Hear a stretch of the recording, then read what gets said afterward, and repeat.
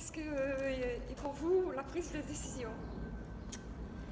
La prise de décision, c'est le pouvoir de se diriger seul ou avec de l'aide, parce qu'on a tous besoin d'aide à un moment donné, donc voilà, c'est ça.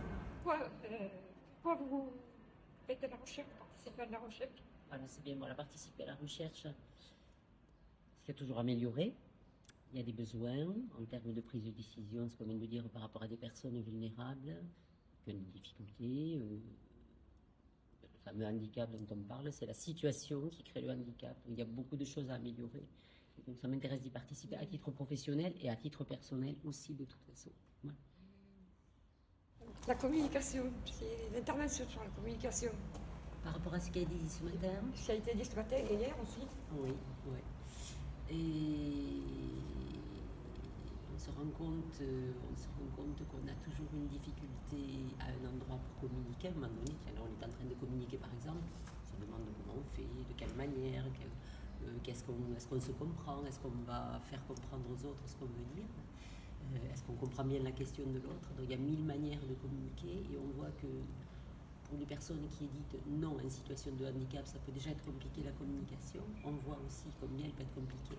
Ce que je retiens ce matin, c'est les multimodalités, c'est-à-dire d'avoir une multitude de possibilités de communiquer. Il n'y en a pas une absolument à un moment donné qui est intéressante. Et c'est de combiner, selon les personnes, les rencontres, le contexte, ce qui se passe, de pouvoir combiner plein de méthodes. Et une personne a relevé qu'elle était opposée numérique par rapport à lui. La crainte d'être isolé, ça couper la relation humaine. Or, on voit que dans certaines situations, le numérique est bien, mais le tout numérique, on sait aussi que c'est compliqué. Donc voilà, multimodalité. Avez-vous pris des décisions Pour quelqu'un pour quelqu'un ou pour vous? Alors pour moi, j'essaie d'en prendre. Quand j'en prends pas, parce que je me dis toujours, quand je prends pas une décision, c'est aussi en prendre une. Parce que quand on ne veut pas décider, c'est aussi décider qu'on ne veut pas décider, ou qu'on ne peut pas. Donc ça, c'est un peu mon truc.